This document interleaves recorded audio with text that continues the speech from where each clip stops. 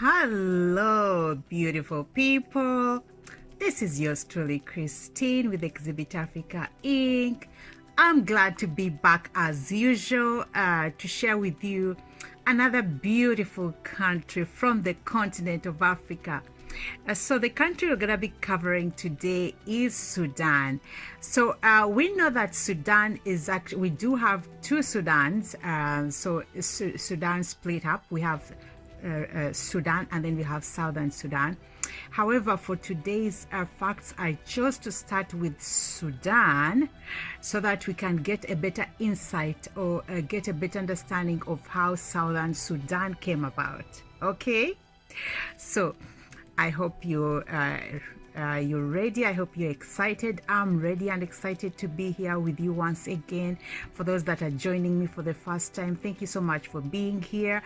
If you've missed out on one of your favorite African or two or three favorite African countries, I would suggest go back and check on my previous series, because we started off in alphabetical order from letter A, right now with letter S for Sudan. So once we're done here, go back and check back on your previous series, either here or on YouTube uninterrupted. Now, for those of you that have been following my series and you're here with me today, I can't thank you enough. Thank you for joining me once again. So let's get started. We have a lot to learn about Sudan today. Again, I'm going to say, if you're looking to get some basic information about your favorite African countries, you're at the right place. So let's jump in and get started with Sudan, because we'll have quite a lot, guys. We have a lot to learn about these other beautiful African countries. So let's get started. As usual, I'm gonna be covering we're gonna be talking about the location. We're gonna be talking about the people, the ethnic relations. We're going to be talking about the politics, the culture, the arts. I mean, there's a lot. So as usual, let's start off with the orientation. So today's facts are brought to us by courtesy of Exhibit Africa Ubuntu Initiative, compiled by everyculture.com, and of course read to you by yours truly, Christine. So let's get started with the culture name for Sudan. So the culture name for Sudan is Sudanese. The alternative names in Arabic are Jamhuriyat, or as Sudan, or simply as Sudan. So one thing I want to let everybody know that some of the events that I'm going to be covering today might be outdated. So if you have any updated information, feel free to share that in the comments below. And yeah, some pronunciation, I might not hit some pronunciations as perfect as they need to be. So please bear with me, because there's quite some tongue twisters in here. So yeah, just bear with me and share any updated information. So it's I welcome you to engage. Okay, so let's move on to the orientation. Get some background about this country.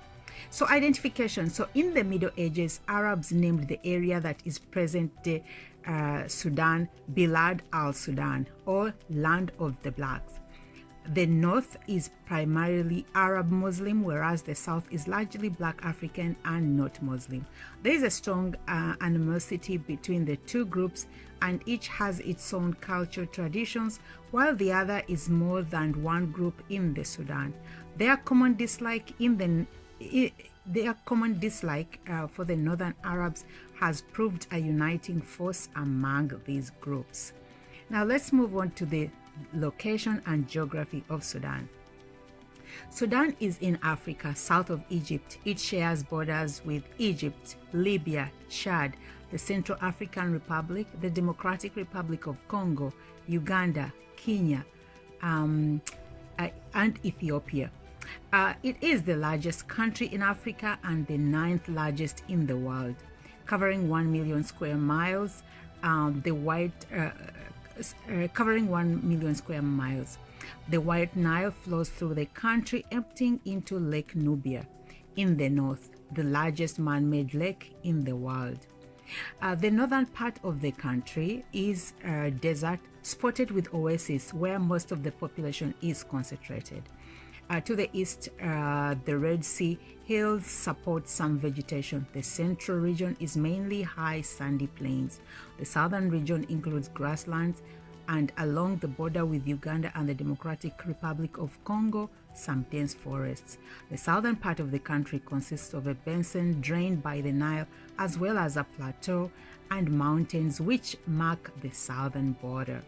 These include Mountain Kinyenti, the highest peak in Sudan. Rainfall is extremely rare in the north but profuse in the south, which has the wet season lasting 6 to 9 months. The central region of the country generally gets enough rainfall to support agriculture, but it's also experienced droughts in the 1980s and in the 90s. The country supports a variety of wildlife, including crocodiles, the hippopotamus in the rivers, elephants mainly in the south, giraffes, lions, leopards, tropical birds, and several species of poisonous reptiles. The capital, Khartoum, lies in the meeting point of the White and Blue Nile. The Nile, and together with Khartoum, North and Omdurman, forms an urban center known as the Three Towns.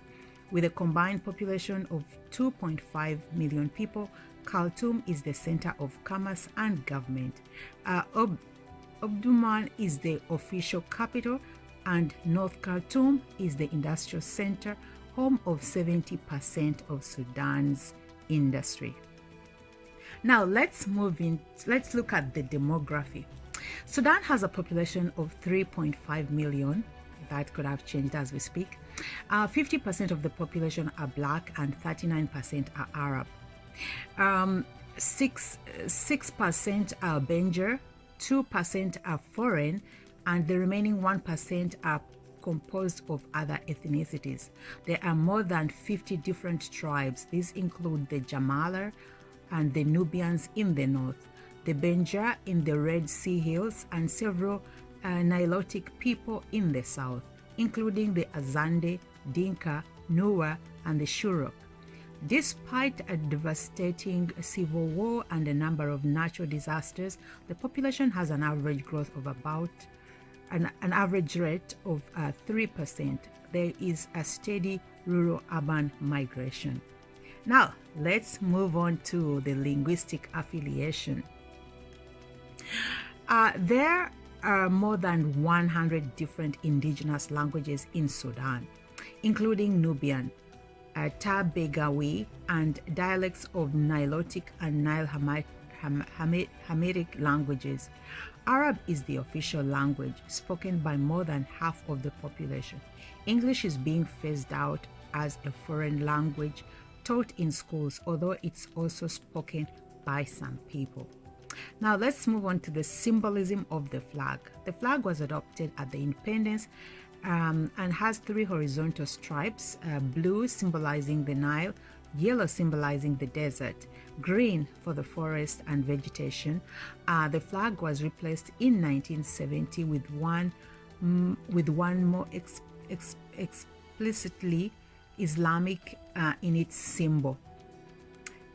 It consists of 3 horizontal stripes, red representing the blood of Muslim martyrs, white which stands for peace and optimism, and black which represents the people of Sudan and recalls the flag flown by the Mahdi during the 1880s. It has a green triangle at the left border which symbolizes both agriculture and the Islamic faith. Now let's get on to the history and ethnic relations. Emergence of the nation. The first known civilization to inhabit the region of present-day Sudan was the Meroitic people who lived in the area between the Atbara and the Nile River from 590 BCE until 350 BCE, when the city of Meroe was ransacked by the Ethiopians. At about this time, 3 Christian kingdoms, Nobatia, Makura, and Arua, came into power in the area. Several hundred years later, in 641, the Arabs arrived, bringing the Islam faith with them.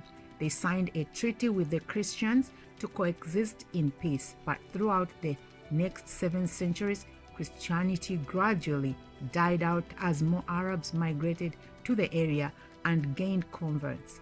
In 1504, the Fuj people arrived, initiating a rule that would last for nearly 3 centuries. This was known as the Black Sultanate. Little is known about the origins of the Fuj. It is speculated that perhaps they were part of the Shuruk or some other southern tribe that migrated north. Faj rulers converted to Islam, and their dynasty saw the spread of the religion throughout the area. Okay, so let's move on to furthermore. Let's look a little furthermore into the ethnic and history. During the 1800s, slave trade became a growing business in the region. There had been a system of domestic slavery, but in the 19th century, the Egyptians began taking Sudanese slaves to work as soldiers. Also, European and Arab traders who came to the area looking for ivory established a slave trade market. This tore apart tribal and family structures and almost entirely eliminated several of the weaker tribes. It was not until the 20th century that the slave trade was finally abolished. In 1820, Egypt, at the part of the Ottoman Empire, invaded the Sudan and ruled for 60 years until the Sudanese leader Muhammad Ahmed, known as the Mahdi or Promised One, took over in 1881. When the British took control of Egypt in 1882, they were wary of the Mahdi's increasing power. In the Battle of the Shaikan in 1883, followers of the Sudanese leader defeated the Egyptians and their British supporting troops. In 1885, the Mahdi's troops defeated the Egyptians and the British in the city of Khartoum. The Mahdi died in 1885 and was succeeded by Khalifa Abdullahi. In 1896, the British and the Egyptians again invaded Sudan, defeating the Sudanese in 1898 at the Battle of Omdurman. Their control of the area would last until 1956. In 1992, the British adopted a policy of indirect rule in which tribal leaders were invested with the responsibility of local administration and tax collection. This allowed the British to ensure their dominion over the region as a whole by preventing the rise of a national figure and limiting the power of educated urban Sudanese. Throughout the 1940s, an independence movement in the country gained momentum. The Graduates Congress was formed, a body representing all Sudanese with more than a primary education and whose goal was an independent Sudan. In 1952, Egypt's King Farouk was dethroned and replaced by the pro-Sudanese General Neguib. In 1953, the British Egyptian rulers agreed to sign a 3-year preparation for independence, and on January 1st, 1956, Sudan officially became independent. Over the 2 years, the government changed hands several times, and the economy floundered after 2 poor cotton harvests. Additionally, rancor in the south grew, and the region resented its underrepresentation in the new government. Of 800 positions, only 6 were held by Southerners. Labours organized a guerrilla army called the Anyanya, meaning snake venom. In November 1958, General Ibrahim Abdub seized control of the government, banning all political parties and trade unions and instituting a military dictatorship. During his reign, opposition grew and the outlawed political parties joined to form the United Front. This group, along with the Professional Front, composed of doctors, teachers, lawyers, forced Abdul to resign in 1964. His regime was replaced by a parliamentary system, but this government was poorly organized and weakened by the ongoing civil war in the south. In May 1969, the military again took control. This time it was Jafar Nimeiri. Throughout the 1970s, Sudan's economy grew thanks to the agricultural products, new roads and oil pipeline, but foreign debts also mounted. The following decades saw a decline in Sudan's economic situation when in 1984, drought and war in Chad and Ethiopia sent thousands of refugees into the country. Taxation taxing the nation's already scarce resources. Nimeri was originally open to negotiating with the Sudanese rebels, and in 1972, the Addis Ababa Peace Agreement declared Southern Sudan a separate entity. However, in 1985, he revoked the independence and instituted new laws based on severe interpretations of the Islamic Code. The army disposed Nimeiri in 1985 and ruled for the following 4 years until the Revolutionary Command Council (RCC), under the leadership of General Omar Hassan Ahmed al-Bashir, took over. The RCC immediately declared a state of emergency. They did away with the National Assembly, banned political parties, trade unions, and newspapers, and forbade strikes, demonstrations, and all other public gatherings. These measures prompted the United Nations to pass a resolution in 1992 expressing concern over human rights violation.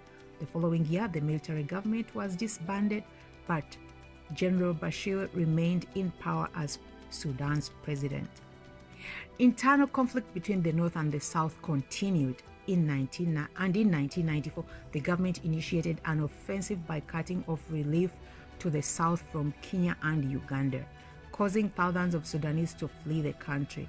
A peace treaty between the government and the two labor groups in the south was signed in 1996, but fighting continued. In 1998, peace talks, the government agreed to an internationally supervised vote for self-rule in the south, but a date was not specified, and the talks did not result in a ceasefire. As of the late 1990s, the Sudanese People's Liberation Army (SPLA) controlled most of southern Sudan. In 1996, the country held its first election in 7 years. President Bashir won, but his victory was protested by opposition groups. Hassan al-Turabi, the head of the Fundamentalist National Islamic Front (NIF), which has ties with President Bashir, was elected president of the National Assembly. In 1998, a new constitution was introduced that allowed for multi-party system and freedom of religion. However, when the National Assembly began to reduce the power of the president, Bashir declared a state of emergency and rights were again revoked.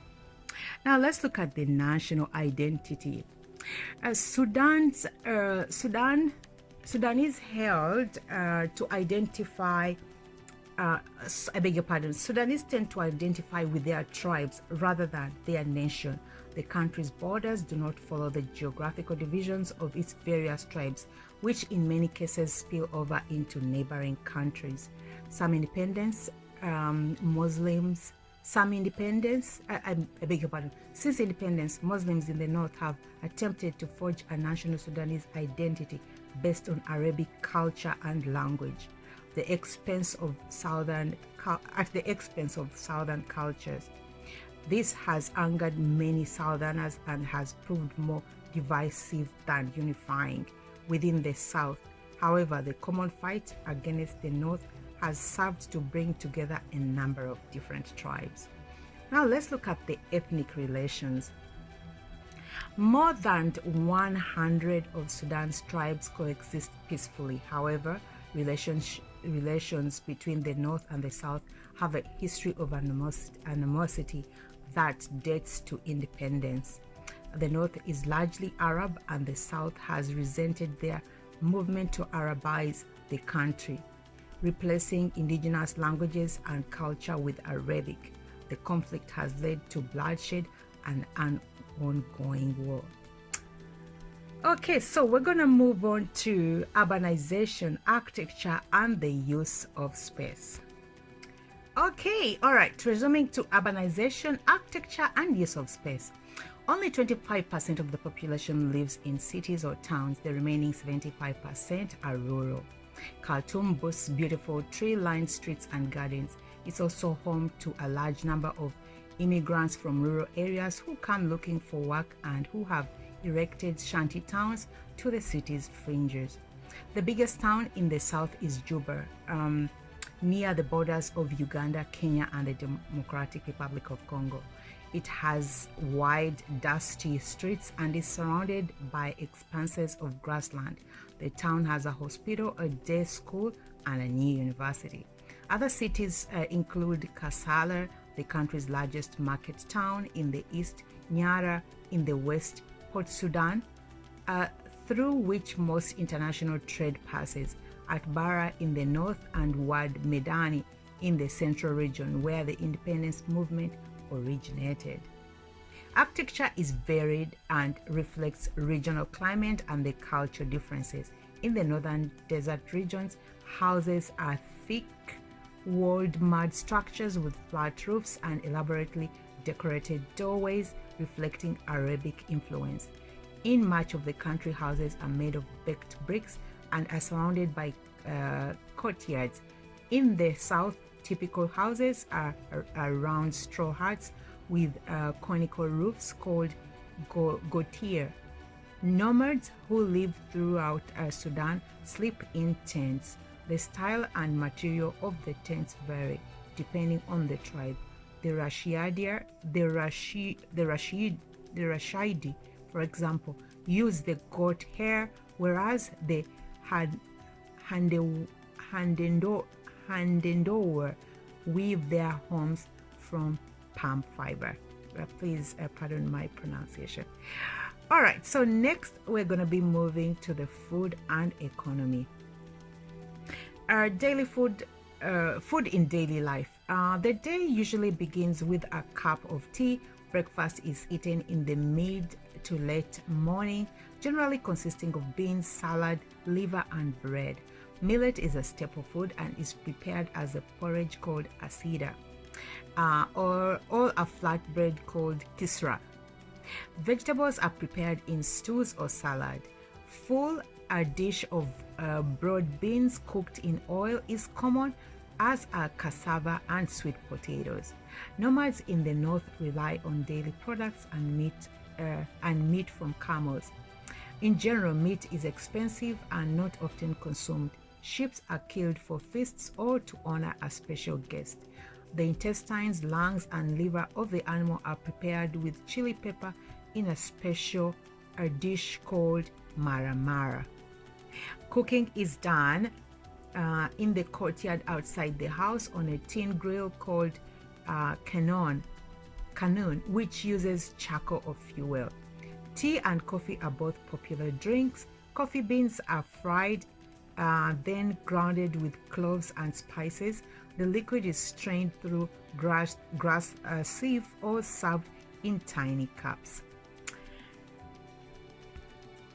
Okay, so food customs at ceremonial occasions. At the Eid el-Adha, the feast of the great sacrifice, it is customary to kill a sheep and to give part of the meat to people who cannot afford it themselves.